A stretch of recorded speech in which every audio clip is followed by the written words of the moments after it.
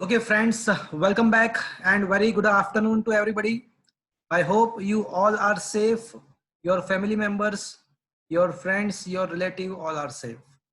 And you are enjoying this new era, you are participating in this new era, and you are enjoying this new way of learning.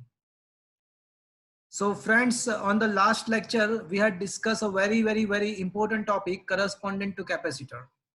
Basically, we had discussed the three topic of the capacitor. Number one, equation of the parallel plate capacitor, and that equation can be given by epsilon naught A upon B. Second, we had also discussed the series combination of the capacitor, and the formula of a series combination of the capacitor comes out to be like a parallel combination of the resistance. So whatever the shortcut we had learned in the 10th standard for the parallel combination of the resistor can be applicable for the series combination of the capacitor. And the third, we had discussed the parallel combination of the capacitor as well. And the formula comes out to be a series combination of the resistance, like that. So these three questions we had discussed in the last lecture. Today, we are going to discuss a very most important topic, energy stored inside the capacitor. And we also discussed the energy density of a capacitor. So our today's lecture task is to find the energy and the energy density. So today's task is to derive the formula of energy and energy density. So let us start. Friends, are you able to hear me properly? Yes, sir. Yes, sir. Okay, fine. So आज का जो हमारा task है is a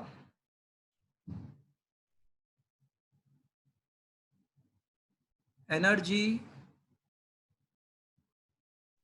stored in capacitor.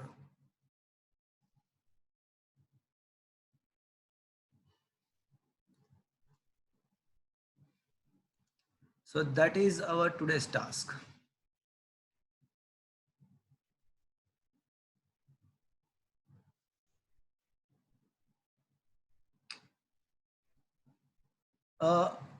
Assume that these are the assuming that these are the two plate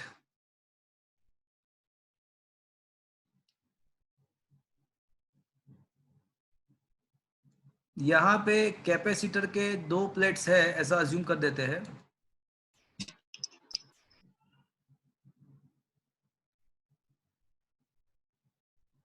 Okay.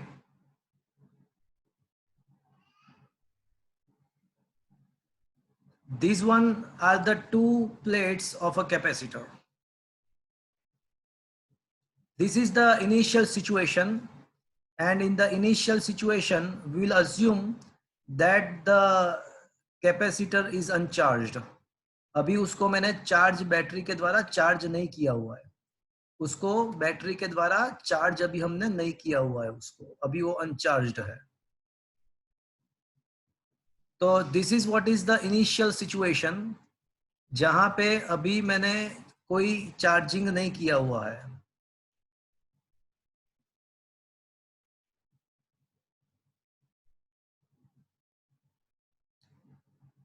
But अब मैं charge करने वाला हूं, इसको मैं बैटरी के साथ कनेक्ट करूंगा. तो आपको पता होगा ये तीसरी बार हम कर रहे हैं, ये तीसरी बार कर रहे हैं कि अगर आप दो प्लेट को बैटरी के साथ कनेक्ट करते हो, अगर दो प्लेट को बैटरी के साथ कनेक्ट करते हो तो क्या होगा भैया? कोई बताएगा मुझे क्या होगा? एक साइड पॉजिटिव चार्ज जनरेट होगा, एक साइड नेगेटिव चार्ज. सही बात है आपका. जैसे ही आप ये प्लेट्स को बैटरी के साथ कनेक्ट करोगे तो क्या होगा कि वाया बैटरी ऐसा होगा कि बैटरी का जो पॉजिटिव पोल होता है वो क्या करेगा, वो है ना प्लेट 1 से इलेक्ट्रॉन को अट्रैक्ट करेगा और उसको ट्रांसफर करेगा प्लेट 2 में. तो इलेक्ट्रॉन कहां से कहां जाएगा? प्लेट 1 से इलेक्ट्रॉन ट्रांसफर हो जाएगा प्लेट 2 में. ये टाइम बहुत ही कम टाइम में ये प्रोसेस होता है, छोटे से टाइम इंटरवल में ये हो जाता है। तो and that particular interval time current produce होता है, करंट जनरेट होता है outer circuitry of the capacitor. तो ग्रेजुअली क्या होगा कि प्लेट वन इलेक्ट्रॉन लॉस कर रहा है, इसलिए इसके वजह से प्लेट वन का क्या होगा, वो पॉजिटिव चार्ज गेन करेगा एंड प्लेट टू जो है वो नेगेटिव चार्ज गेन करेगा। जैसे ये प्रोसेस खत्म हो जाए तो फाइनल स्टेट की बात कर रहा हूं मैं, मतलब ये चार्जिंग जितना होना था वो हो गया। तो फाइनल स्टेट में ऐसा अज्यूम करते हैं, मेरी बात ध्यान से सुनना, फाइनल स्टेट में ऐसा अज्यूम करते हैं कि प्लेट पॉजिटिव प्लेट का जो चार्ज है वो प्लस क्यू है एंड नेगेटिव प्लेट का जो चार्ज है वो माइनस क्यू है। एंड जो फाइनल स्टेट है उसमें मैं ऐसा अज्यूम करूंगा कि जो चार्ज है वो क्यू हो जा रहा है लास्ट में and the potential difference between the two plate वो वी डैश हो रहा है। तो फ्रेंड्स क्या करना पड़ेगा पता है आपको, बैटरी जो है, जो बैटरी मैंने कनेक्ट किया हुआ है, तो वो क्या करेगा, वो पॉजिटिव एक प्लेट को प्लेट वन में से इलेक्ट्रॉन को प्लेट टू में वो भेजेंगे। तो बैटरी के द्वारा कुछ वर्क होगा, प्लेट वन के इलेक्ट्रॉन को प्लेट टू में ले जाने के लिए बैटरी को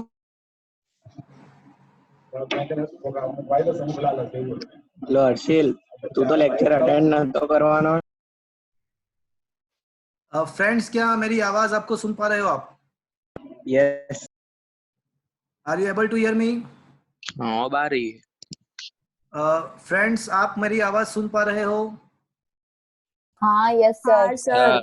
हर्षिल, हर्षिल है वहां पे? Yes sir. लेक्चर अटेंड करवाना बता। करूँ सर। ओके। तो मैं आपको ये बता रहा था कि इनिशियली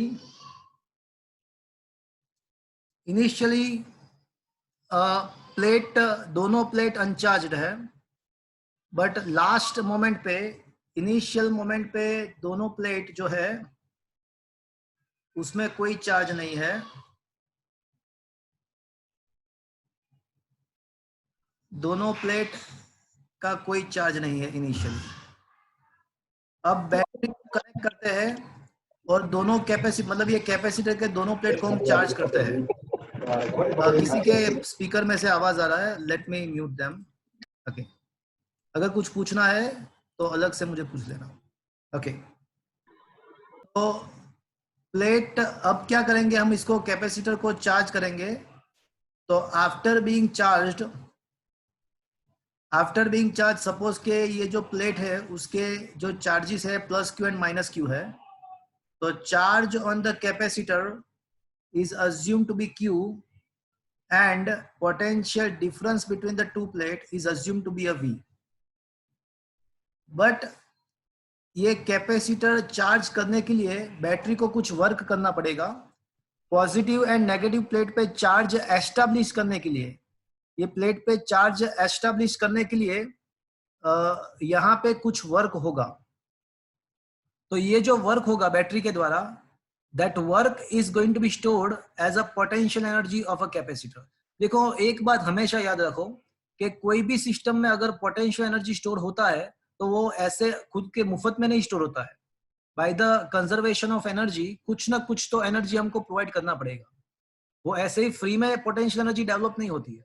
तो यहाँ पे बैटरी जो है वो दोनों प्लेट पे चार्ज एस्टेब्लिश करने के लिए कुछ वर्क करेगी। तो that work is stored inside the capacitor as its a potential energy.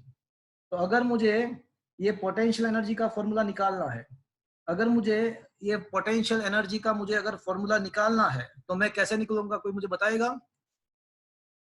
तो अगर पोटेंशियल एनर्जी फाइंड करना है तो हम क्या करेंगे, कोई बताएगा मुझे? तो we will find a work done, we will find the work done to establish, हम यहाँ पे वर्क, मुझे ये मोबाइल को just I am just making call forward. Okay, तो मुझे अगर ये एनर्जी फाइंड करना है तो मैं क्या करूंगा कि बैटरी के द्वारा जो वर्क होता है चार्ज को एस्टेब्लिश करने का, वो मैं फाइंड कर दूंगा।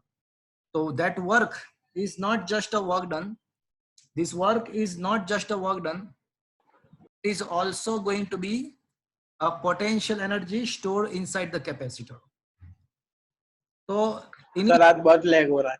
हाँ, वो 1 मिनट के लिए होगा। अभी अभी अभी आपको क्लियरली आवाज आएगा, मतलब अभी now I think now you are able to hear me clearly, right? अभी मेरा आवाज क्लियरली आ पा रहा है आपको?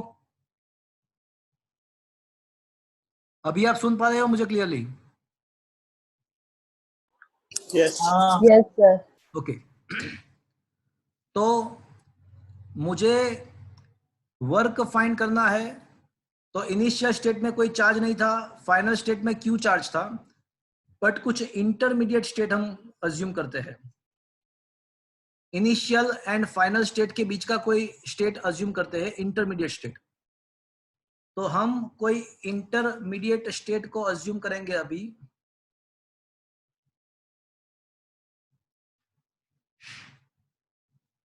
तो अज्यूम करो कि जब कैपेसिटर चार्ज हो रहा है, तो ऐसा अज्यूम कर सकते हैं कि इंटरमीडिएट स्टेट पे पॉजिटिव प्लेट का चार्ज जो है वो क्यू डैश है, नेगेटिव प्लेट का जो चार्ज है वो Q dash minus Q dash है। एंड द पोटेंशियल, इस इंटरमीडिएट स्टेट में मैं ऐसा अज्यूम करूंगा कि जो चार्ज है वो क्यू डैश है एंड पोटेंशियल डिफरेंस जो है वो वी डैश है। वैसे मैं ऐसा कह सकता हूं कि V dash is equal to Q dash by C, V Q equals to C V, that's why V is equals to Q by C. तो मैंने एक इंटरमीडिएट स्टेट को माइंड में रखा कि भाई एक इंटरमीडिएट स्टेट है, उसमें चार्ज क्यू डैश है पॉजिटिव प्लेट का, नेगेटिव प्लेट का चार्ज माइनस क्यू डैश है। मतलब अभी मैंने वो स्टेट अज्यूम किया हुआ है कि जहां पे कैपेसिटर के दोनों प्लेट चार्ज हो रही है, मतलब इलेक्ट्रॉन का ट्रांसफर अभी चल रहा है, इलेक्ट्रॉन का ट्रांसफर चल रहा है। कोई मुझे बताएगा इलेक्ट्रॉन का ट्रांसफर कहां से कहां पे चल रहा है? प्लेट 1 से 2 में या प्लेट 2 से 1 में? इलेक्ट्रॉन का ट्रांसफर कहां से कहां पे चल रहा है? कोई मुझे बताएगा इलेक्ट्रॉन कहां से कहां पे जा रहा है? Negative to positive. हाँ, तो इलेक्ट्रॉन का जो ट्रांसफर हो रहा है वो प्लेट 1 से प्लेट 2 में जा रहा है, बिकॉज ये positive terminal of a battery will attract electron, मतलब इलेक्ट्रॉन ऐसे जा रहा है। तो देखो इसका मतलब ऐसा हुआ कि ग्रेजुअली जो प्लेट 2 है वो नेगेटिवली चार्ज अचीव कर रही है। अगर इलेक्ट्रॉन प्लेट 1 में से प्लेट 2 में जा रहा है तो इसका मतलब ऐसा हुआ कि पॉजिटिव चार्ज कहां से कहां पे जा रहा है? अगर इलेक्ट्रॉन चार्जिंग के दरमियान जब चार्जिंग हो रहा है, so at that time electron 1 plate से 2 प्लेट में जा रहा है। तो मुझे कोई बताएगा कि पॉजिटिव चार्ज कहां से कहां पे जा रहा है? 2 से 1। ऑब्वियसली 2 से 1। तो मैंने कोई इंटरमीडिएट स्टेट यहाँ पे सोचा हुआ है। तो अभी चार्जिंग चल रहा है, तो जैसे मैंने आपको बताया कि इलेक्ट्रॉन प्लेट 1 से प्लेट 2 में जा रहा है, तो पॉजिटिव चार्ज जो है ना वो प्लेट 2 से प्लेट 1 में जाएगा। तो अभी जो मैंने इंटरमीडिएट स्टेट अज्यूम किया हुआ है, तो वहां पे प्लेट 1 का चार्ज प्लस क्यू डैश है, प्लेट 2 का चार्ज माइनस क्यू डैश है। उसके बाद क्या होगा? तो अभी चार्जिंग प्रोसेस चल रहा है और प्लेट 1 वो ज्यादा पॉजिटिव होती जाएगी एंड प्लेट 2 ज्यादा नेगेटिव होती जाएगी। तो ये जो मैंने इंटरमीडिएट स्टेट अज्यूम किया हुआ है, उसके बाद का थोड़ा टाइम इंटरवल सोचो। तो ये चार्ज अभी भले ही Q dash and Q minus Q dash है, बट उसके बाद में छोटा सा टाइम अगर फ्रेगमेंट कंसिडर कर रहा हूं, तो क्या होगा कि थोड़ा डीक्यू जितना चार्ज, छोटा सा चार्ज कहां पे जाएगा? तो ऐसा मैं अज्यूम कर सकता हूं कि चार्जिंग प्रोसेस चल रहा है, कोई इंटरमीडिएट स्टेट मैंने सोचा हुआ है, तो उसके बाद थोड़ा सा मोमेंट में अज्यूम करूंगा। तो मैं ऐसा सोच सकता हूं कि प्लेट 2 का डीक्यू जितना चार्ज प्लेट 1 में जा रहा है, वैसे इलेक्ट्रॉन ट्रांसफर हो रहे हैं 1 से 2, तो पॉजिटिव चार्ज कहां से कहां पे? तो 2 से 1 जा रहा है, ऐसा मैं सोच सकता हूं। तो assuming that dq dash charge is transferring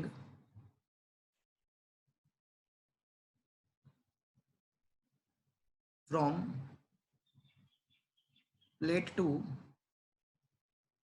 to plate 1.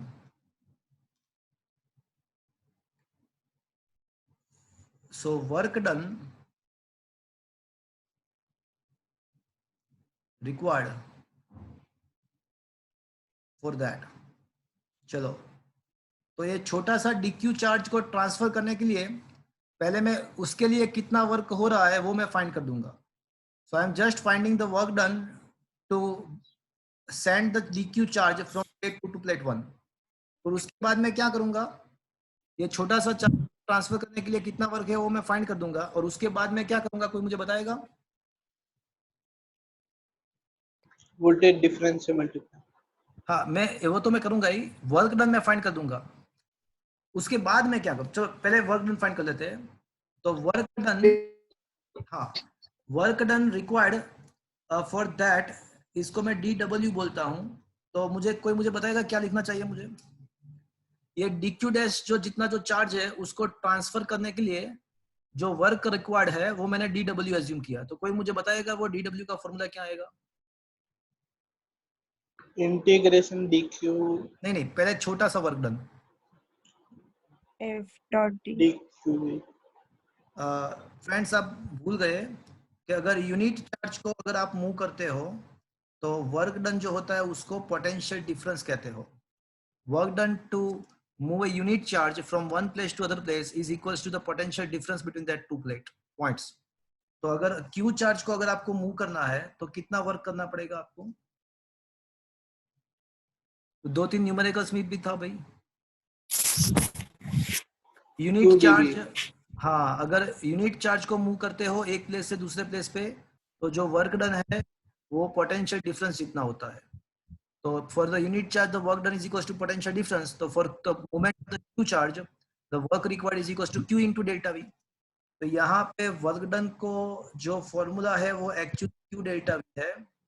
But यहाँ पे चार्ज कितना है? चार्ज Q नहीं है. यहाँ पे चार्ज कितना है? कितना चार्ज हम मूव कर रहे हैं?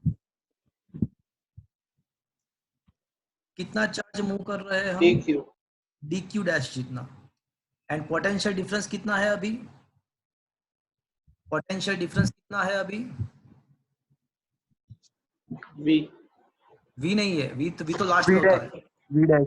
V तो लास्ट में हो रहा है. हम इंटरमीडिएट की बात कर रहे हैं अभी, जहां हाँ, तो उसका जो पोटेंशियल डिफरेंस है वो V डैश है. बट फ्रेंड्स, V डैश क्या है? V डैश का वैल्यू क्या है? तो ये यहाँ पे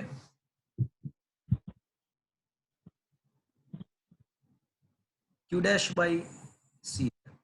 तो ये तो मुझे क्या मिला? ये तो मुझे छोटा सा चार्ज को ट्रांसफर करने के लिए जो वर्क रिक्वायर्ड है वो मिला. मुझे तो ये कैपेसिटर को पूरा चार्ज करना है, मतलब इनिशियल स्टेट फाइनल स्टेट पे ले जाना है. इनिशियल स्टेट पे चार्ज कितना था? What was the charge in the initial state? Initial state पे चार्ज 0 था. 0. एंड फाइनल स्टेट पे चार्ज कितना हम उसको एस्टेब्लिश करना है? Q. Plus Q. तो work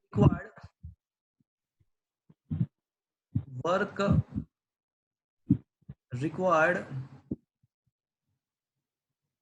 to charge capacitor fully, मतलब कैपेसिटर को मुझे फुल चार्ज करना है. तो अब मुझे कैसे वर्क मिलेगा मुझे बताएगा. पहले मैंने क्या किया कि इंटरमीडिएट स्टेट को अज्यूम किया और DQ चार्ज को ट्रांसफर करने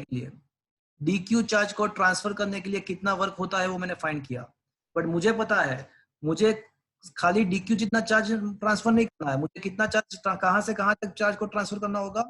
इनिशियल स्टेट पे पॉजिटिव प्लेट का चार्ज 0 था, फाइनल स्टेट पे Q चार्ज है.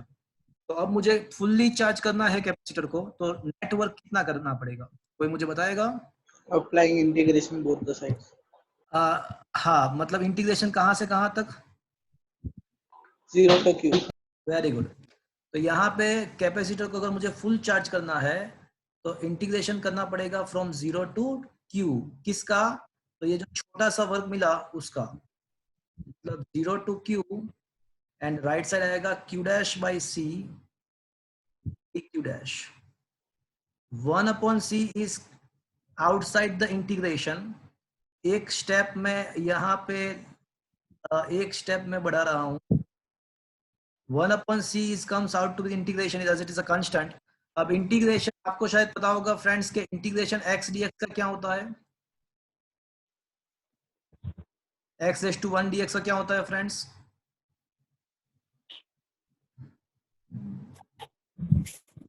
X square by 2. हाँ, the integration of x is x square by 2. तो यहाँ पे q डैश का है इंटीग्रेशन, तो क्या होगा फ्रेंड्स?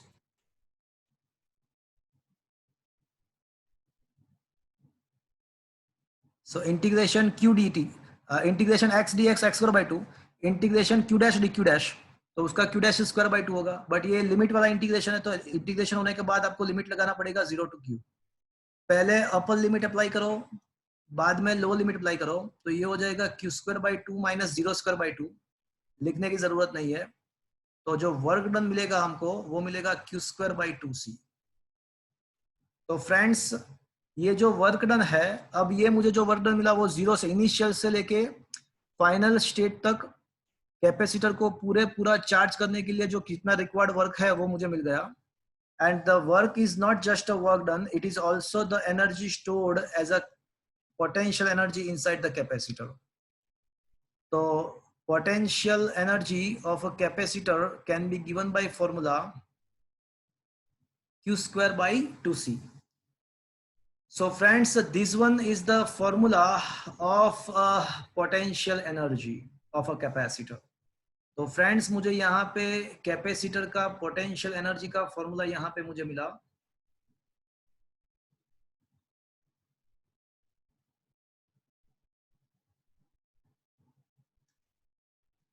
तो फ्रेंड्स क्या ये थ्योरी आपको समझ में आया?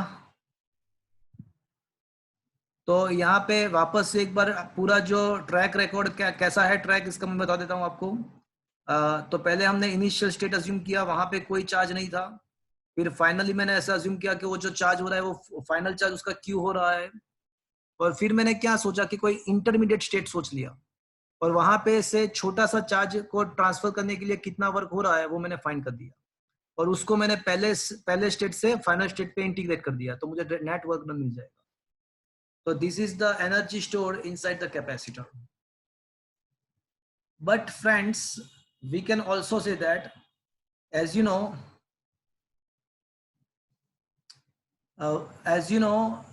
Q is equals to CV. So Q is equals to CV. तो 1/2C तो है ही, एंड Q स्क्वायर के बदले मैं लिख सकता हूँ C स्क्वायर V स्क्वायर. एक C कैंसिल हो जाएगा. तो पोटेंशियल एनर्जी का आपको इजीली याद रहे, that is convenient to remember, ये आपको इजीली याद रहेगा, half CV square. So energy stored inside the capacitor can be given by half CV square as well. You can also write this formula. देखो half CV square को आप ऐसे भी लिख सकते हो, half CV into V. V square का मैंने V इंटू V किया, बट CV तो क्या होता है वापस से. So now I can say you have a three formulas. You have a three formula of a potential energy of a capacitor. So finally आपको याद रखना है potential energy stored in a capacitor can be given by half a CV square. You can also write down this formula as a Q square by 2C. You can also write this formula as a half Q into V. So these all formulas are valid for the potential energy. Sir. Formula को देख के एक minute ये formula को देख के आपको किसका याद आता है, किसकी याद आती है? किसी की नहीं. किसी की याद नहीं आ रही है जीवन में. आज पार्टी करेंगे हम, आज पार्टी करेंगे. नंदीश सुरेजा, हाँ सर. तू आज आया ना, तो आज पार्टी करनी चाहिए.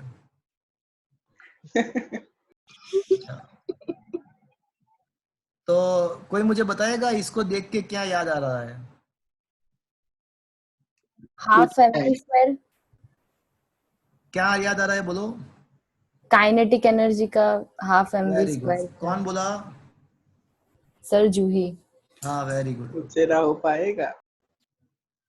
ये आपको याद करा रहा है काइनेटिक एनर्जी का हाफ mv स्क्वायर, या फिर याद कर लो p स्क्वायर बाई 2m, या फिर याद कर लो half pv.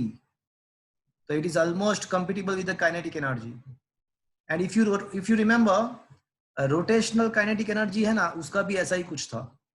Rotational kinetic energy का फॉर्मूला हाफ Li स्क्वायर, या फिर L स्क्वायर अपॉन 2I, या फिर आपको याद हो तो हाफ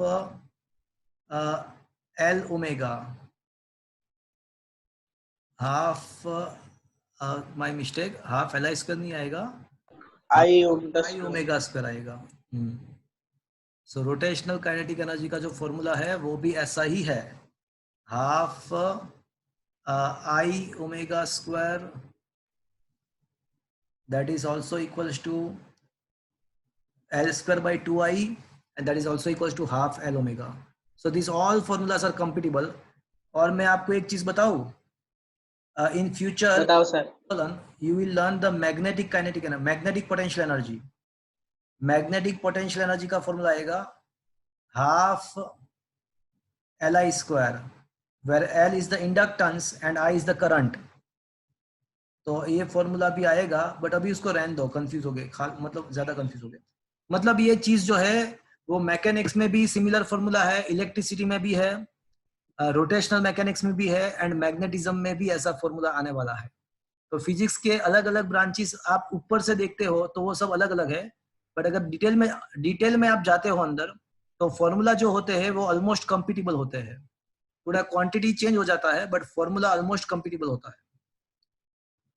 तो फ्रेंड्स, क्या आपको ये थ्योरी समझ में आया? सर हाँ बोलो.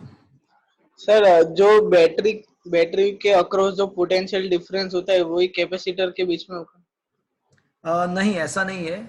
आपका क्वेश्चन बहुत ही बढ़िया है. क्वेश्चन आपका ऐसा है कि जो बैटरी के बीच का जो पोटेंशियल है, बैटरी का जो पोटेंशियल डिफरेंस है, क्या वही कैपेसिटर का है? तो उसका आंसर हाँ भी है एंड ना भी है. मैं जो बोल रहा हूं उसको ध्यान से सुनना.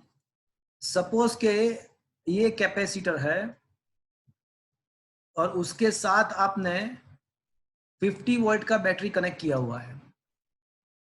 उसके साथ आपने 50 वोल्ट का सपोज के बैटरी को कनेक्ट किया हुआ है. तो अब आपका इनडायरेक्टली क्वेश्चन ऐसा है कि क्या कैपेसिटर के दो प्लेट के बीच का पोटेंशियल 50 वोल्ट होगा? तो मैं बोलूंगा हाँ. कब? जब कैपेसिटर फुल्ली चार्ज हो जाएगा. जब कैपेसिटर 100% चार्ज हो जाएगा, उसको जितना चार्ज अचीव करना है वो हो जाएगा, तो उसके बाद उसके दो प्लेट के अक्रॉस 50 वोल्ट होंगे. बट जैसे ही आप बैटरी को कनेक्ट करोगे, तब इलेक्ट्रॉन का जो ट्रांसफर स्टार्ट होगा, मतलब वो चार्जिंग प्रोसेस स्टार्ट होगा. तो at the time of charging gradually battery के दो प्लेट के पोटेंशियल बढ़ेंगे, और वो बढ़ते फाइनली वो when it achieves the steady state, मतलब वो फुल्ली चार्ज हो जाएगा, एट दैट टाइम उसके जो अक्रॉस जो पोटेंशियल डिफरेंस है वो बैटरी का पोटेंशियल डिफरेंस जितना आ जाएगा. बट जब वो चार्जिंग ड्यूरेशन वो ड्यूरेशन बहुत ही कम होता है, बट वो ड्यूरेशन में उसके जो पोटेंशियल डिफरेंस है कैपेसिटर के अक्रॉस वो ग्रेजुअली इंक्रीज होते हैं. बट स्टेडी स्टेट में I can say the potential across the capacitor is equal to potential across the battery, if you have connected the battery with the capacitor. Sir हाँ बोलो. Sir तो direct हम potential energy equals to QV नहीं लिख सकते, half qv Q? हाँ, तो अगर कोई आपको ऐसा पूछता है कि बैटरी ने टोटल कितना एनर्जी प्रोवाइड किया, तो बैटरी ने जो एनर्जी प्रोवाइड किया, बैटरी का पोटेंशियल क्या है? पोटेंशियल डिफरेंस V है, एंड बैटरी का जो पोटेंशियल डिफरेंस है वो V है, और उसने फाइनली तो चार्ज Q जितना एस्टेब्लिश किया. तो हम ऐसा कह सकते हैं कि बैटरी ने जो एनर्जी प्रोवाइड किया वो QV है, बट वो जो भी एनर्जी बैटरी ने प्रोवाइड किया वो अनफॉर्चुनेटली उसमें से जो बैटरी ने जो एनर्जी प्रोवाइड किया हुआ है उसमें से, देखो यहाँ पे देखो, बैटरी ने जो भी एनर्जी प्रोवाइड किया हुआ है उसमें से हाफ यहाँ पे देखो, तो कैपेसिटर के अंदर कितना गया, तो कैपेसिटर के अंदर हाफ क्यूई जितना एनर्जी गया।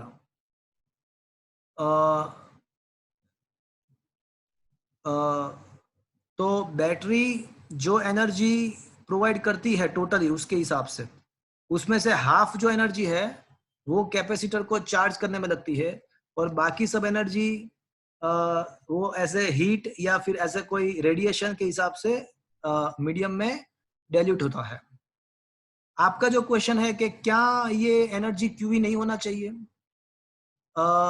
तो बात ऐसा है कि यहाँ पे अगर कांस्टेंट दो प्लेट के, मेरी बात ध्यान से सुनना, अगर कैपेसिटर के दो प्लेट का पोटेंशियल डिफरेंस V कांस्टेंट रहता throughout the charging process के पूरे ड्यूरेशन में, अगर वो V कांस्टेंट होता, difference across the two plate of a capacitor, then we can say the energy equals to QV। But यहाँ पे क्या हो रहा है, इनिशियल स्टेट में पोटेंशियल डिफरेंस 0 है, फाइनल स्टेट में पोटेंशियल V हो रहा है, तो मतलब एवरेज कितना होगा 0 प्लस V/2, तो इफेक्टिव पोटेंशियल डिफरेंस हो जाएगा 0 प्लस V/2, और उसको Q के साथ मल्टीप्लाई कर दो तो ये आ गया, देखो हाफ QV आ गया, वापस से हाफ QV आ गया। तो आपका क्वेश्चन का आंसर ऐसा है कि भाई QV क्यों नहीं लिखा हमने, और एनर्जी डायरेक्टली QV नहीं कह सकते, तो इसलिए नहीं कह सकते कि यहाँ पे कैपेसिटर के दो प्लेट का पोटेंशियल डिफरेंस कांस्टेंट नहीं है, वो 0 से लेके लास्ट में भी होता है, तो through out the charging process उसका पोटेंशियल चेंज हो रहा है, इसलिए आप QV नहीं लिख सकते हो। Is that clear to you? Sir या फिर हम ऐसा कह सकते हैं कि सीरीज में दो इलेक्ट्रिक अप्लायंसेस तो नहीं कह सकते, बट सीरीज में कनेक्ट किया है तो फिर वोल्टेज डिफरेंस, मतलब वोल्टेज डिफर करेगा, कांस्टेंट नहीं रहेगा पूरा सर्किट में। आप जो बोल रहे हो वो कोई स्पेसिफिक केस मुझे लेना पड़ेगा, बट मैं पर्टिकुलरली ये केस के बारे में कह रहा हूं कि यहाँ पे जो है कैपेसिटर चार्ज हो रहा है, मतलब उसका पोटेंशियल ग्रेजुअली बढ़ रहा है, लास्ट में वो V होने वाला है, तो यहाँ पे हम डायरेक्टली QV नहीं लिख सकते, उसको इंटीग्रेशन से ही सॉल्व करना पड़ेगा। व्हेनेवर, देखो ये फिजिक्स का रूल है, जब भी कोई चीज वेरिएबल होती है, वेरिएबल, तो वहां पे इंटीग्रेशन लाना ही लाना है। जैसे कांस्टेंट फोर्स है, कांस्टेंट फोर्स, तो उसका वर्क क्या था, W is equals to F.D था कांस्टेंट फोर्स के लिए, बट वेरिएबल फोर्स है तो वर्क क्या था, इंटीग्रेशन F.dl था। जैसे फर्स्ट चैप्टर याद करो, तो फर्स्ट चैप्टर में हमने देखा था कि अगर आपको constant lambda linear charge density lambda constant है, तो आप लिख सकते थे Q is equals to L lambda, if you remember. But अगर लैम्बडा कांस्टेंट नहीं है तो आपको लिखना पड़ेगा integration lambda dx, if you remember. मतलब जब वेरिएबल होता है तो इंटीग्रेशन का कंसेप्ट पिक्चर में लाना पड़ता है, तो इसकी वजह से यहाँ से इंटीग्रेशन करके हमको एनर्जी मिला। अब आप जो सीरीज पैरेलल, वो तो जो अलग अलग केसेस होते हैं उसको अलग से सोचना पड़ेगा, ये सभी जगह पे हम ये कंसेप्ट अप्लाई नहीं कर सकते, जो जैसा सिचुएशन होगा ऐसा इस टाइप का आपको वहां पे एप्लीकेशन होगा थ्योरी का। ओके सर वैसे तो फिर अगर हमने बल्ब रखा होता कैपेसिटर की जगह पे, तो वो सिर्फ आधा एनर्जी यूटिलाइज होता ना बैटरी। बल्ब की बात कहाँ पे आ रही है, मतलब बल्ब क्यों आया पिक्चर में, मैंने ऐसा थोड़ी ना बल्ब का बोला, मैंने अभी क्या बोला कि अगर कैपेसिटर को हम चार्ज करते हैं तो जो भी बैटरी एनर्जी प्रोवाइड करेगा जितना भी, उसमें से आधा एनर्जी कैपेसिटर में जाएगा, आधा वेस्ट होगा। अब बल्ब में क्या होता है उसके बारे में तो मैंने कुछ डिस्कशन किया ही नहीं अभी तक, वो बल्ब का अलग ही केस होगा, वो थर्ड चैप्टर में आएगा। करंट इलेक्ट्रिसिटी जब बढ़ेंगे तो उसमें चार्ज बल्ब का भी आ जाएगा, वो एट दैट टाइम देख लेंगे उसमें क्या होता है, बल्ब के अंदर कितना एनर्जी स्टोर होता है वो भी हम देख लेंगे। वहां पे स्टोर नहीं होता है बल्ब के अंदर, बल्ब के अंदर जो इलेक्ट्रिकल एनर्जी हम देते हैं वो लाइट एनर्जी में कन्वर्ट होता है, तो वो क्यों होता है उसका पूरा थ्योरी अलग है, उसको आप मिक्स नहीं कर सकते इसके साथ। अभी मैंने ओके सर। वो कैपेसिटर की बताई है। ओके, तो this is the equation of energy stored inside the capacitor. मैं यहाँ पे जो थ्योरी मैंने आपको एक्सप्लेन किया हुआ है उसके स्क्रीनशॉट, उसके फोटोग्राफ्स आपके व्हाट्सएप में भेज दूंगा, अगर आप थियोरी नोट्स पढ़ रहे हो और कहीं पे दिक्कत आती है तो ये थियोरी आप दो चीज कर सकते हैं। एक तो मैं यूट्यूब में वीडियो भी, मैं यहाँ पे जितने भी हमारे लेक्चर्स है उसके वीडियो यूट्यूब में आपको मिल जाएंगे। दूसरा, ये जो थ्योरी है उसके स्क्रीनशॉट भी आपको मोबाइल में मिल जाएंगे। मतलब आप रीड करते हो, कहीं पे अटकते हो, वो दो में से कोई भी चीज कर सकते हो। तो यहाँ पे एक बहुत ही इंपॉर्टेंट थ्योरी हमने खत्म किया। अब दूसरा थ्योरी हम लेने वाले हैं, that is very very very most important theory as well. अब जो क्वेश्चन है उसका नाम है energy density of a capacitor. चलो सबसे पहले कोई मुझे बताएगा कि एनर्जी डेंसिटी का मतलब क्या होता है।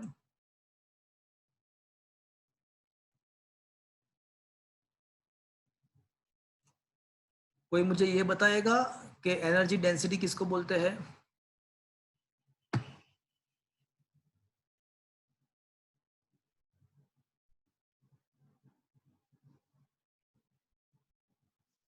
कोई बताएगा?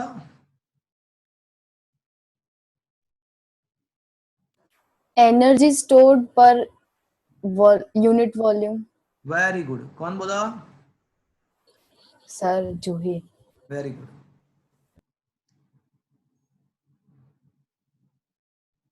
जूही पटेल, जूही शेठ। जूही पटेल। ओके। देखो, हम यहाँ पे अब कैपेसिटर के एनर्जी डेंसिटी की बात कर रहे हैं। तो पहली बात तो ये कि एनर्जी डेंसिटी क्या है वो आपको पता होना चाहिए। तो Juhi had given the correct answer, ये आपको पता होना चाहिए। This thing you had gone across 2 or 3 times. तो एनर्जी डेंसिटी, डेंसिटी का मतलब क्या होता है? Mass upon volume. तो एनर्जी डेंसिटी का मतलब होता है एनर्जी स्टोर्ड अपॉन वॉल्यूम। अब मेरे मेरे सामने देखो, मेरे सामने देखो। देखो ये दो प्लेट्स है कैपेसिटर के, ये प्लेट 1 है, ये प्लेट 2 है, और उसके दो प्लेट के बीच का डिस्टेंस डी है। ये दो प्लेट के बीच का डिस्टेंस डी है। और ये जो प्लेट का एरिया है, ये प्लेट का जो एरिया है, एरिया वो ए, कैपिटल ए है। तो मुझे कोई बताएगा कि ये कैपेसिटर के बीच में कितना वॉल्यूम होगा? वॉल्यूम कितना होगा? दो प्लेट के बीच का जो रीजन है उसका वॉल्यूम कितना होगा? प्लेट का जो एरिया है वो ए है एंड दो प्लेट के बीच का डिस्टेंस डी है। तो what should be the volume? AD. हाँ, तो volume is equal to length into breadth into the thickness. तो यहाँ पे लेंथ इनटू ब्रेड्थ करो तो एरिया मिल जाएगा, and thickness is equal to D है। तो फाइनली अगर हम कैपेसिटर की बात करते हैं, तो if the plate area is capital A and the distance between the two plate is a D, then energy density अगर आपको फाइंड करना है तो उसका एनर्जी को हमको क्या करना पड़ेगा? वॉल्यूम से, मतलब ए इंटू डी से डिवाइड करना पड़ेगा। चलो, क्या आपको यहां तक समझ में आया? Is that clear? Sir yes sir, but जहाँ मास होगा वहाँ पे ही एनर्जी होगा ना अला, क्या बोल रहे हो आप? सर? बीच में वैक्यूम नहीं होगा? हाँ, तो वैक्यूम नहीं होता तो उसका मतलब ऐसा थोड़ी ना है कि एनर्जी नहीं होगा। मास होता पे एनर्जी होता है, ऐसा किसने आपको बोल दिया? जैसे रेडिएशन है, रेडिएशन सन में से रेडिएशन आता है, तो क्या वो मास आता है हमारे तरफ सन में से? तो क्या उसके पास एनर्जी नहीं है? हाँ सर। तो ऐसा सॉरी। कहाँ से माइंड में आ गया कि मास हो तो ही एनर्जी होगा? हाँ, मास का एनर्जी होता है according to Einstein theory mc²। कोई भी m मास है तो उसके पास mc² जितना एनर्जी होता है, वो चीज अलग है। बट इसका मतलब ऐसा कभी नहीं है कि मास नहीं है तो एनर्जी नहीं है। बट आपका जो पॉइंट है उसको मैं थोड़ा और क्लियरली, मैं आपको आप पॉइंट को लास्ट में, इस थ्योरी के लास्ट में मैं उसको क्लियरली बताऊंगा मैं आपको। अभी जो एनर्जी है, एनर्जी स्टोर्ड, अभी हमने उसका इक्वेशन डिराइव किया था। क्या किया था डिराइव? किसी को याद है अभी डिराइव किया? बोलो क्या? Half QV. Half CV²। हम इसको इजीली याद रख सकते हैं। अब आपको ये भी पता होगा कि potential difference across the two plate of a capacitor can be given bye ED, if you remember. वो आपके टेक्स्ट बुक में डेरिवेशन नहीं था, पर मैंने वो 2 बार डेरिवेशन किया उसका, 2 कंसेक्यूटिव लेक्चर में उसका डेरिव किया कि potential difference between the two plate of a capacitor can be given bye E into D। तो यहाँ पे मैं हाफ, चलो C के बदले में क्या लिख सकता हूं?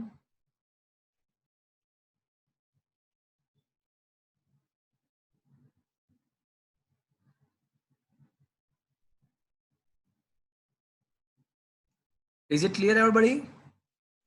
Yes sir. Equals to epsilon naught a by d and v equals to ed. तो यहाँ पे फ्रेंड्स अब हाफ आएगा, एप्सिलॉन नॉट आएगा, ई स्क्वायर आएगा और बाकी क्या बचेगा, कोई मुझे बताएगा? चलो अभी तो एनर्जी का फॉर्मूला मिला, तो एनर्जी डेंसिटी मुझे लाना है। तो energy density is equals to, ऐसे मैंने बताया कि एनर्जी पर वॉल्यूम, तो इसको वॉल्यूम से डिवाइड कर दो, जो ऊपर जो इक्वेशन नंबर 2 मिला उसको वॉल्यूम से एडी से डिवाइड कर दो, तो क्या बाकी बचेगा?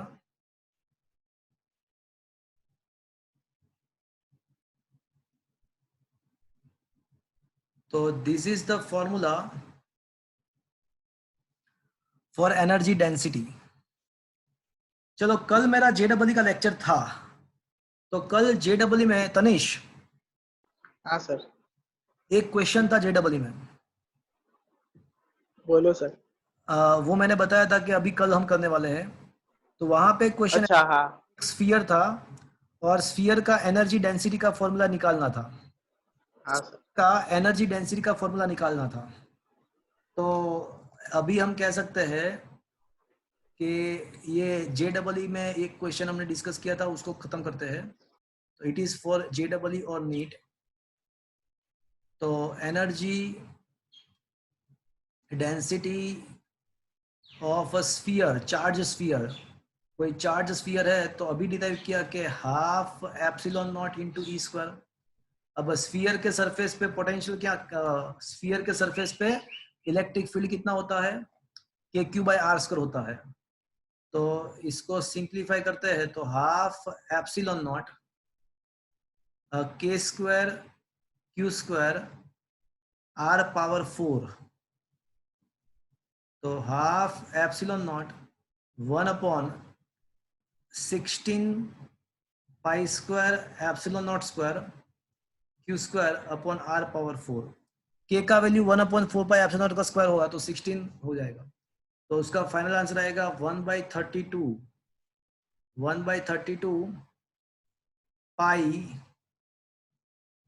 पाई square epsilon naught Q square upon R power 4। So अब आप देख लेना वो क्वेश्चन, अगर वो देख लेंगे तो यही आंसर होगा। तो ये वो एमसीक्यू जेडब्ल्यू में जो था वो मैंने अभी डिस्कस किया। तो इज दैट क्लियर? સર हाँ बोलो। તો હાફ સીવી સ્ક્વેર છે ને પછીથી સમજાવો ને. हाँ देखो कौन बोला? સર ઋષિ. हाँ ऋषि। देखो ये हाफ मतलब हाफ हुआ। Yes sir. अब v के बदले हम क्या लिख सकते हैं? ઈડી. ईडी। तो v स्क्वायर के बदले इसको लिख सकते हैं। યસ. एंड c का फॉर्मूला क्या है? Q into V. क्या आपने लास्ट लेक्चर अटेंड नहीं किया था? કિયા था. तो पैरेलल प्लेट कैपेसिटर का कैपेसिटेंस क्या होता है? Epsilon naught A by D. कौन सी by D? A by D. तो सी का जो फॉर्मूला है वो epsilon naught A upon D होता है। तो वो सी का फॉर्मूला प्लेस किया, वी का फॉर्मूला प्लेस किया, फिर डी का यहाँ पे डी स्क्वायर है तो डी का एक पावर कैंसल, तो बाकी क्या बचेगा? हाफ बचेगा, एप्सिलॉन नॉट बचेगा, ई स्क्वायर बचेगा और बचेगा एडी। तो अब फिर उसको एडी से डिवाइड कर दिया तो आपको एनर्जी डेंसिटी मिल गया। Is it clear to you? Yes sir. Is it okay? Yes sir. Okay. अब तनिष्क वापस से आपके क्वेश्चन पे आते हैं। चलो हाँ सर। कैपेसिटर के दो प्लेट के बीच में क्या है? हाँ सर। क्या? कैपेसिटर के दो प्लेट के बीच में क्या है? कुछ नहीं। तो आप बोलोगे कुछ भी नहीं है, बट कुछ तो है। कोई बता? एयर मॉलिक्यूल ना एयर, अगर एयर मोलिक्यूल होता ना तो मैंने एप्सिलॉन नॉट के बदले एप्सिलॉन लिखा होता। मीडियम होता ना, मैंने मीडियम का परमिटिविटी लिया होता। मीडियम तो नहीं है बट कुछ तो है। बताओ क्या है? વેક્યુમ. वैक्यूम तो है, बट और भी कुछ। Cathode rays.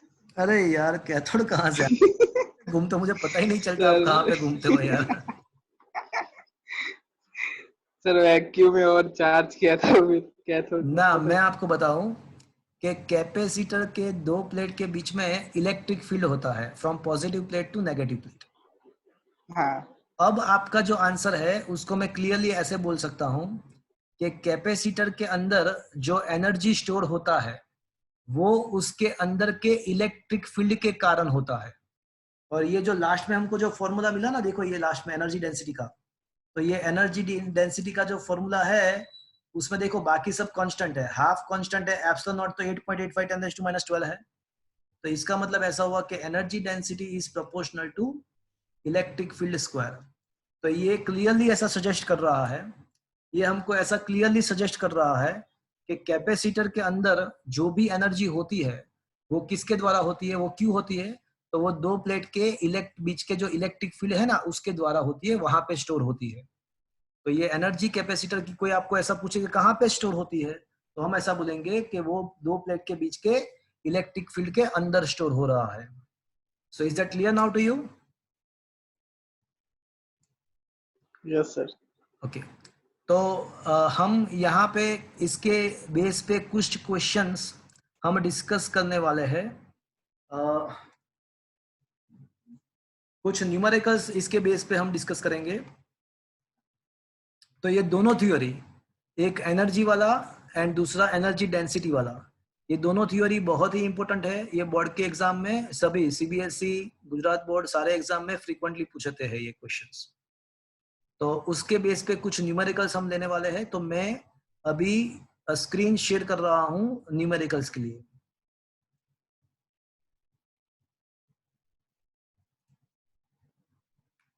ओके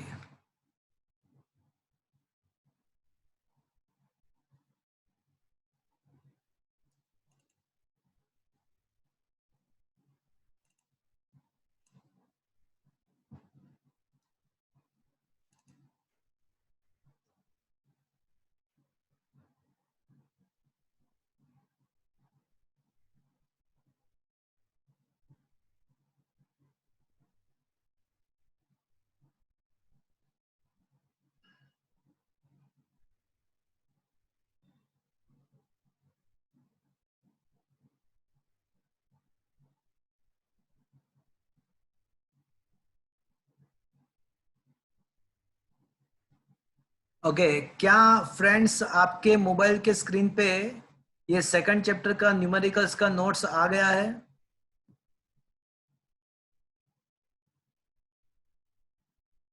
फ्रेंड्स क्या आप मेरी आवाज सुन पा रहे हो? Yes sir. यस तो क्या आपके मोबाइल के स्क्रीन पे ये सेकंड आ चैप्टर? गई सर। ओके, अगर नहीं आया तो दो एकाध सेकंड में, 5-10 सेकंड में आ जाएगा।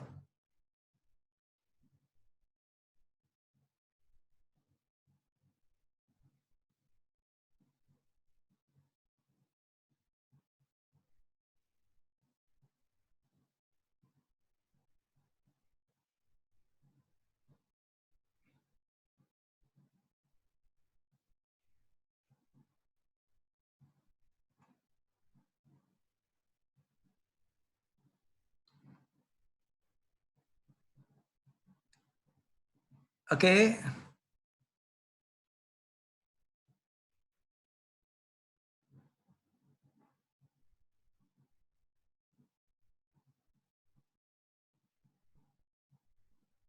देखो एक्सरसाइज का क्वेश्चन नंबर 10 देख लो। A 12 picofarad capacitor is connected to a 50 volt battery. How much electrostatic energy stored in the capacitor? Can you do it yourself? Yes sir. आपको जस्ट हाफ सीवी स्क्वायर करना है। क्या आप ये कर सकते हो? Yes sir.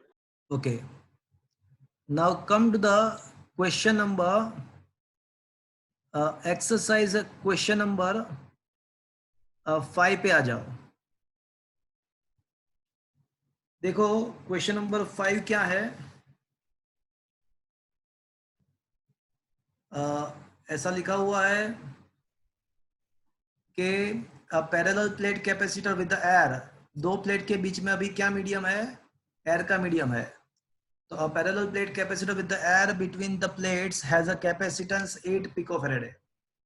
तो उसका मतलब ऐसा हुआ कि इनिशियली कैपेसिटर के दो प्लेट के बीच में एयर है, तो जो कैपेसिटेंस है मैं उसको सी नॉट बोलूंगा। तो अगर एयर है तो उसका फॉर्मूला होगा epsilon naught A upon D, और वो दिया हुआ है कि 8 पिकोफेरेड है।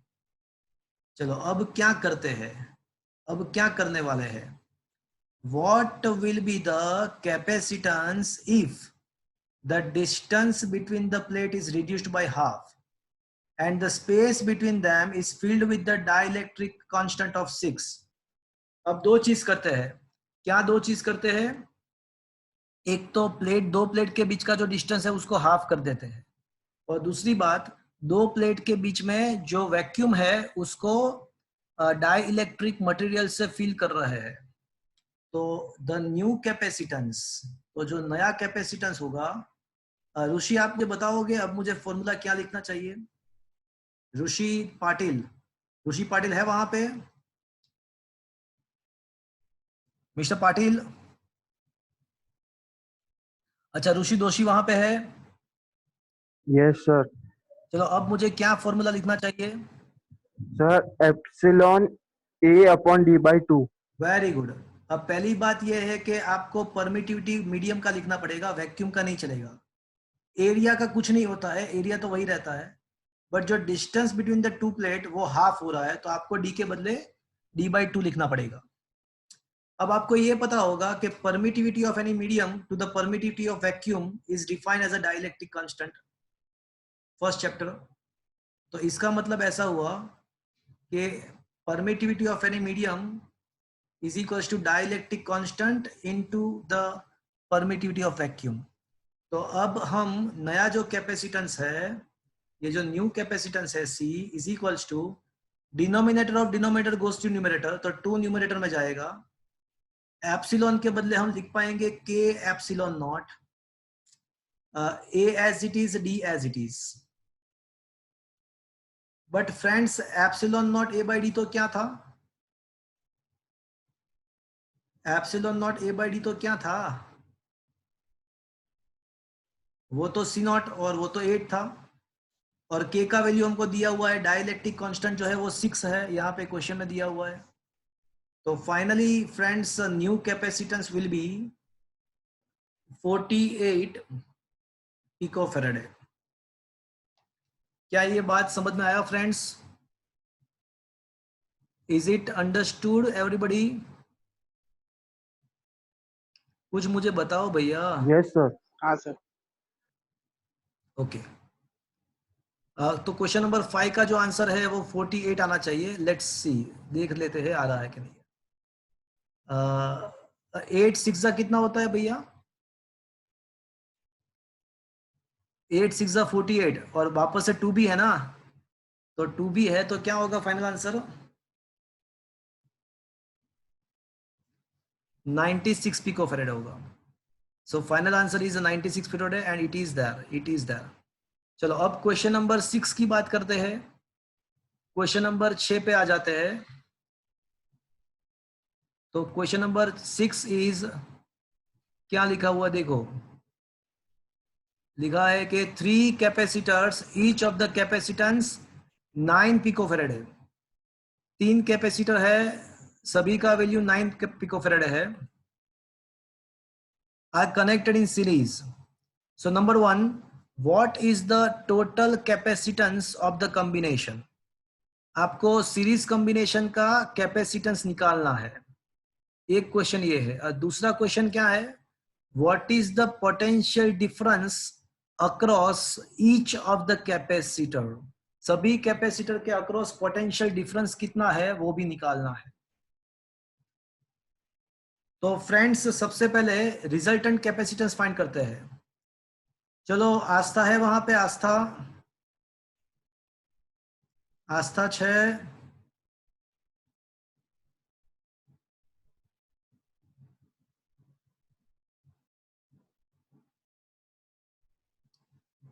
चलो हर्षिल છે હર્ષિલ મારો અવાજ આવે છે ભાઈ? Are you able to hear me? क्या आप लोग Yes, Yes, sir. sir.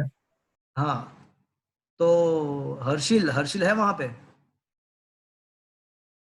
आस्था, हर्षिल, ध्रुवराज नहीं सर, दिख नहीं रहा हर्षिल। ध्रुवराज છે ध्रुवराज, દિવ્યરાજ, अलग कोई છે કે શું છે આ? अच्छा कशिश, चलो हाँ सर। बताओ सीरीज कॉम्बिनेशन का फॉर्मूला क्या होता है? Series combination capacitor are connected in series, तो मुझे इफेक्टिव कैपेसिटेंस पाना है तो क्या करना चाहिए?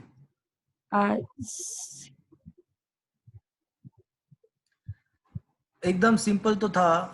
सीरीज जो होता है तो रेजिस्टेंस का पैरेलल का सोचना है, और वन पैरेलल बाय सी, एन बाय सी। वो तो इक्वल कैपेसिटर के लिए था। यहाँ पे इक्वल है fortunately, but the basic formula was 1/c effective is equals to 1/c1 plus 1/c2 plus 1/c3। तो यहाँ पे 1/c effective is equals to 1/9 plus 1/9 plus 1/9 will get you 3/9। 3/9 का मतलब हुआ 1/3, तो C इफेक्टिव हो जाएगा 3 पिकोफैरेड। चलो, तो that is the answer of the first question. अब दूसरा क्वेश्चन ऐसा है कि मुझे हर एक कैपेसिटेंस के अक्रॉस पोटेंशियल फाइंड करना है।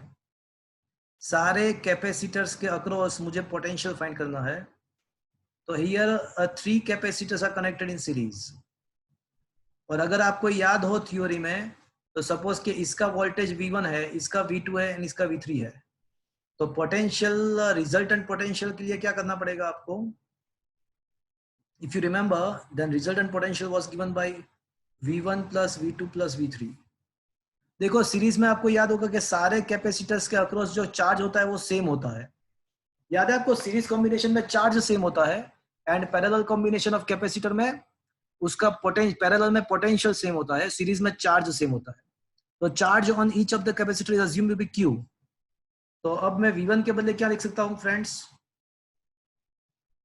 V1 के बदले क्या लिख सकता हूं मैं? Q/C1 plus Q/C2 plus Q/C3। तो यहाँ पे Q into 1/C1 plus 1/C2 plus 1/C3। अब जो बैटरी का वोल्टेज दिया हुआ है वो 120 दिया हुआ है, और 1/9 प्लस 1/9 प्लस 1/9, तो ये हो जाएगा 3/9, 1/3। तो Q हो जाएगा 120 इंटू 3 पिको कूलम। तो फ्रेंड्स ये जो मिला अभी Q मिला, अब मुझे क्या फाइंड करना है? मुझे V1, V2 and V3 find करना है। तो V1 is equal to Q/C1, V2 is equal to Q/C2 and V3 is equal to Q/C3।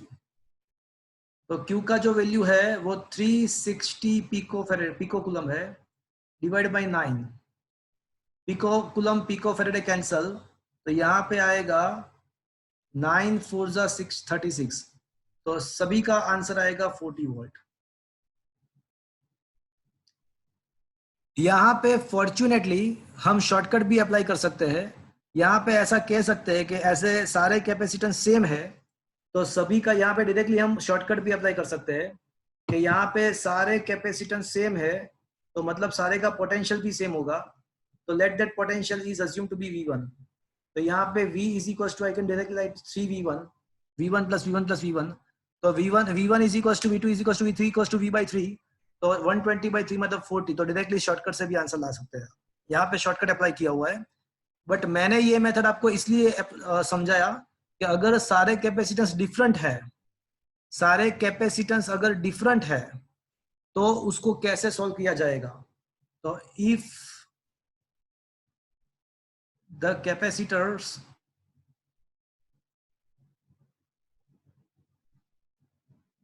Are not same, तो वो अगर सेम नहीं है तो उसको सॉल्व करने के लिए क्या करना पड़ेगा, वो मैंने यहाँ पे आपको सिखाया है। तो यहाँ पे तो फॉर्चुनेटली सारे के सर सेम थे। हाँ बोलो। सर यहाँ पे अगर देखा जाए तो सबका वोल्टेज ऐड करे तो 120 हो रहा है। तो होना ही चाहिए बिकॉज बैटरी का 120 है। सर तो मैं वही कह रहा था कि जो हमने पोटेंशियल एनर्जी में देखा वहाँ पे V क्यों नहीं रखा, V/2 पर क्यों? वहां पे कैपेसिटर का सीरीज कॉम्बिनेशन ही कहाँ पे था? वहां पे तो 2 ही प्लेट थी, एक ही कैपेसिटर था, तो वहां पे वो लाने की जरूरत ही क्या थी? उसके साथ कुछ कनेक्शन ही नहीं था यार, इसके साथ उसका कोई कनेक्शन ही नहीं है। ओके, सो ये क्वेश्चन नंबर 6 जो था वो सीरीज कॉम्बिनेशन के बेस का क्वेश्चन था। यहाँ पे फॉर्चुनेटली सारे कैपेसिटर सेम थे। अगर वो सारे सेम नहीं होते तो उसका कैसे सोल्व होता वो मैंने यहाँ पे बॉक्स में एक्सप्लेन किया हुआ है। ओके, क्वेश्चन नंबर 7 अब डिस्कस करने वाले हैं हम। क्वेश्चन नंबर 7 डिस्कस करेंगे। इसके सारे मतलब ये जो फोटोग्राफ्स मैं आपको भेज दूंगा इसके। अब क्वेश्चन नंबर 7 पे आ जाते हैं। तो क्वेश्चन नंबर, हाँ सेकंड मेथड है यहाँ पे, देखो दूसरा मेथड भी दिया हुआ है यहाँ पे। क्वेश्चन नंबर 6 में दूसरा मेथड भी दिया हुआ है। तो ये जो दूसरा मेथड है वो कब काम आएगा आपको? ये मेथड कब काम आएगा? जब कैपेसिटर अलग अलग है तो ये मेथड काम आएगा आपको। ओके, क्वेश्चन नंबर 7 पे आ जाते हैं। तो question number 7, 3 capacitors of a 2 picofarad, 3 picofarad and 4 picofarad are connected in parallel। 3 capacitor parallel में है। आपको फ्रेंड्स पता है कि पैरेलल में क्या सेम होता है सबका? कोई बताएगा मुझे? पोटेंशियल। हाँ, पैरेलल कॉम्बिनेशन में सारे कैपेसिटर के पोटेंशियल सेम होते हैं। और तो यहाँ पे भी क्वेश्चन वही का वही है कि the first question is what is the resultant capacitance, what is the total capacitance. तो फ्रेंड्स पैरेलल में तो रिजल्टेंट कैपेसिटेंस फाइंड करने का बहुत ही सिंपल है। तो पैरेलल में इफेक्टिव कैपेसिटेंस कैसे मिलेगा? C1 plus C2 plus C3। तो 2 3 4, तो यहाँ पे 2 प्लस 3 प्लस 4 क्या होगा? 9 पिकोफैरेड हो जाए। चलो series combination, sorry parallel combination का इफेक्टिव कैपेसिटेंस मिल गया। Question number A is complete. Question number B, अब क्वेश्चन ऐसा है कि determine the charge on the each capacitor if the combination is connected with the 100 volt battery. तो friends in parallel potential difference across each capacitor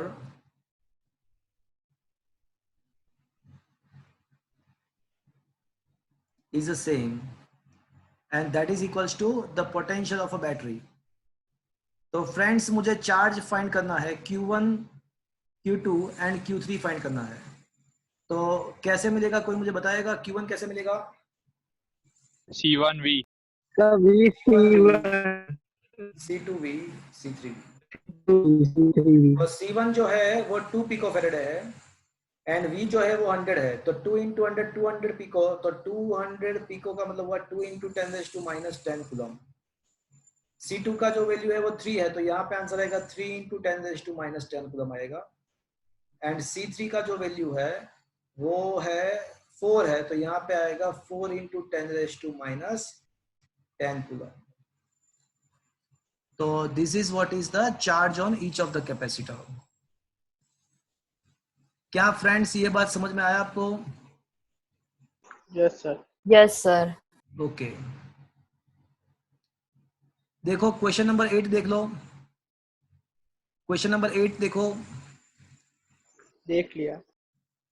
parallel plate capacitor with the air between them has a area. आपको question number 8 में देखो area दिया हुआ है, capital A is given, और क्या दिया हुआ है आपको? 2 प्लेट का डिस्टेंस मतलब डी भी दिया हुआ है। तो फ्रेंड्स डेफिनेटली आप क्या फाइंड कर सकते हो? Energy density. क्या बोल रहा है? तो हम कैपेसिटेंस फाइंड कर सकते हैं एप्सिलॉन। सर एरिया और डिस्टेंस दिया है। हाँ, एरिया दिया हुआ है, 2 प्लेट के बीच का डिस्टेंस दिया हुआ है। तो अप्लाइंग द फॉर्मूला, और एयर ही है, दोनों कैपेसिटर के बीच प्लेट में एयर ही है, तो एयर है तो इसका मतलब ऐसा हुआ कि एप्सिलॉन नॉट ही लिखना पड़ेगा। तो मतलब हम कैपेसिटेंस फाइंड कर सकते हैं पहली बात। तो क्या पूछा हुआ है, तो वही तो पूछा हुआ है, फाइंड द कैपेसिटेंस। देखो कैपेसिटेंस फाइंड कर दिया फाइंड। अब दूसरा क्या पूछा है, if the connected with the potential of 100 volt what is the charge. तो अब चार्ज पूछा है, तो चार्ज कैसे मिलेगा फ्रेंड्स, बताओ मुझे कैसे चार्ज। C into V। तो C into V। यहाँ पे अपार्ट फ्रॉम दैट आपको एनर्जी भी पूछ सकते हैं, तो आप हाफ CV स्क्वायर कर सकते हो। और apart from that you also ask the energy density, तो energy density is equal to energy upon volume. तो A एंड D तो दिया हुआ है, तो आप एनर्जी डेंसिटी भी फाइंड कर सकते हो। तो ये सारी चीज आप यहाँ से फाइंड, ये क्वेश्चन में सारी चीज मतलब फाइंड करना पूछ सकते हैं। तो क्या फ्रेंड्स ये क्वेश्चन नंबर 8 आपको समझ में आया? Yes sir. Yes sir. Okay, तो फ्रेंड्स ये क्वेश्चन नंबर 5, 6, 7 एंड 8 ये 4 क्वेश्चन जो अभी थ्योरी हमने डिस्कस किया था उसके बेस पे थे। क्वेश्चन नंबर 10 भी उसके बेस पे था। अब पीछे एक क्वेश्चन दिया हुआ है वो भी इसके बेस पे है। Just going to discuss.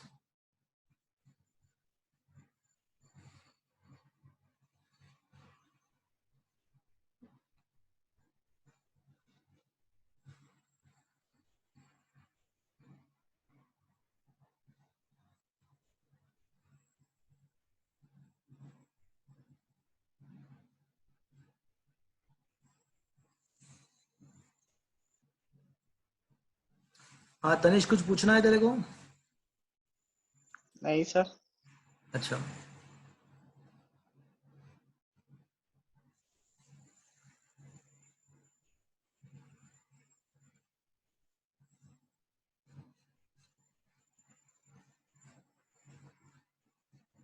Okay.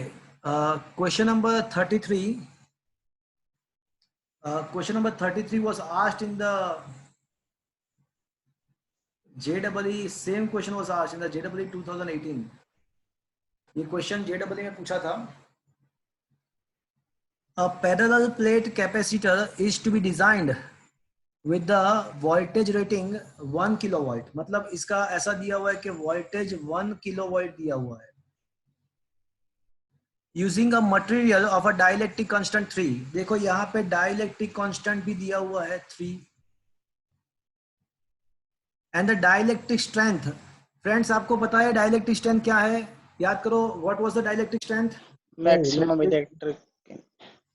जहां पे एयर मोलिक्यूल्स का आयोनाइजेशन स्टार्ट होता है, जहां पे एयर मोलिक्यूल का आयोनाइजेशन स्टार्ट होता है उसको डाइलेक्ट्रिक स्ट्रेंथ बोलते हैं। तो डाइलेक्ट्रिक स्ट्रेंथ दिया हुआ है 10⁻⁷। अब वैसे वो ब्रैकेट में लिखा भी है कि dielectric strength is the maximum electric field of material that can tolerate without the breakdown. और जहां से ब्रेकडाउन स्टार्ट हो रहा है। लिखो, अब देखो ऐसा लिखा हुआ है कि for safety we should like to field never to exceed by 10% of the dielectric strength। मतलब यहाँ पे कैपेसिटर के दो प्लेट के अंदर जो मैक्सिमम इलेक्ट्रिक फील्ड प्रोड्यूस हो रहा है वो डाई इलेक्ट्रिक स्ट्रेंथ का जो इलेक्ट्रिक फील्ड है उसका 10% है। वो सामने से हमको दिया हुआ है, मतलब दो प्लेट के बीच के जो इलेक्ट्रिक फील्ड है वो डाइलेक्ट्रिक स्ट्रेंथ का 10% है, एंड डाइलेक्ट्रिक स्ट्रेंथ हमको दिया हुआ है 10⁻⁷। उसका 10% करोगे तो 10⁻⁶ मिलेगा, 10⁻⁶ वोल्ट पर मीटर मिलेगा। मतलब electric field, maximum electric field in between the two plate of a capacitor वो हमको दिया हुआ है। इसका ऐसा दिया हुआ है कि इससे ज्यादा नहीं होना चाहिए, it should not be exceed then the 10% of that. मतलब मैक्सिमम इलेक्ट्रिक फील्ड इतना दिया हुआ है। तो क्वेश्चन ऐसा है कि what is the minimum area of a plate so that we can design the capacitance of a 50 picofarad. तो 50 पिकोफैराड कैपेसिटेंस बनाने के लिए एरिया कितना होना चाहिए, ऐसा क्वेश्चन है। तो फ्रेंड्स पहली बात मुझे ये बताओ कि यहाँ पे capacitance C is equal to मुझे क्या लिखना चाहिए? एप्सिलॉन नॉट A/D लिखना चाहिए या एप्सिलॉन A/D लिखना चाहिए? एप्सिलॉन। यहाँ पे ऑलरेडी मीडियम प्रेजेंट है, दो प्लेट के बीच में मीडियम है, इसीलिए तो डाइलेक्ट्रिक की बात है, इसीलिए तो डाइलेक्ट्रिक ब्रेकडाउन की बात है। तो यहाँ पे मीडियम है तो इसका मतलब एप्सिलॉन A/D होना चाहिए। अब एप्सिलॉन के बदले में क्या लिख सकता हूँ, वो हमने अभी डिस्कस किया कि उसको हम 1/3 ना के एप्सिलॉन नॉट लिख सकते हैं, because epsilon upon epsilon not जो होता है उसको के बोलते हैं। तो एप्सिलॉन इज इक्वल्स टू के एप्सिलॉन नॉट। अब ये मुझे यहाँ पे एरिया फाइंड करना है, तो ए को सब्जेक्ट को इक्वेशन बना दो, तो क्या होगा कि C इंटू डी अपॉन के इंटू एप्सिलॉन नॉट। अब क्वेश्चन में क्या आपको C दिया हुआ है? हाँ, C तो दिया हुआ है, इट इज अ 50 पिकोफैरेड है। अब क्वेश्चन में क्या K दिया हुआ है? हाँ, K भी दिया हुआ है 3, C दिया हुआ है, K दिया हुआ है। एप्सिलॉन नॉट तो हमको पता है कि 8.85 10⁻² होगा, बट हमारे पास D नहीं है, D। तो कोई मुझे बताएगा D कैसे मिलेगा? D कैसे मिलेगा? वोल्टेज पढ़ के Potential difference between the two plate of capacitor can be given by ED. But that's why you can write D के बदले हम क्या लिख सकते हैं? V by E. तो फ्रेंड्स, अब जो एरिया का जो फॉर्मूला होगा वो C अपॉन के एप्सिलॉन नॉट, एंड D के बदले हम लिखेंगे V अपॉन E। अब यहाँ पे E मैक्सिमम है, तो यहाँ पे A का क्या होगा? मिनिमम हो जाएगा, बिकॉज डिनोमिनेटर मैक्सिमम तो एरिया मिनिमम। अब सारे वैल्यू हमको दिया हुआ है, V भी दिया हुआ है, A भी दिया हुआ है, C भी दिया हुआ है, एप्स नॉट भी है, K भी है। तो can you find out the area? Yes sir. Solve कर सकते हो। The same question was asked in the JEE 2018। ये मतलब पूरा क्वेश्चन के डेटा चेंज किया था, बाकी क्वेश्चन यही था। तो क्या फ्रेंड्स ये क्वेश्चन आपके समझ में आया? Yes sir.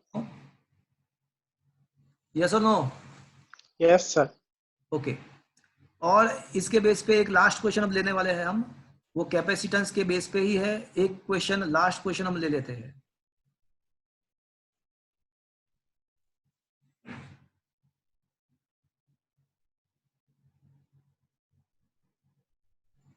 ये रहा क्वेश्चन नंबर 26। क्वेश्चन नंबर 26 देखो,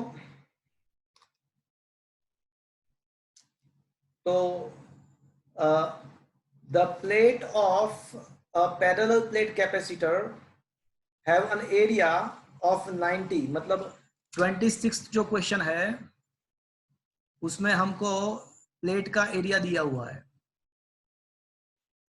26 क्वेश्चन में प्लेट का एरिया दिया हुआ है।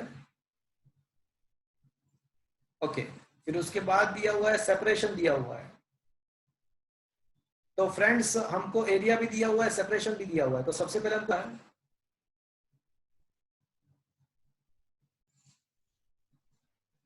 तो सबसे पहले हमको C मिल जाएगा एप्सिलॉन नॉट A/D। बट पूछा क्या है? फिर हमको वोल्टेज भी दिया हुआ है 400 वोल्ट, बैटरी का 400 वोल्ट दिया हुआ है।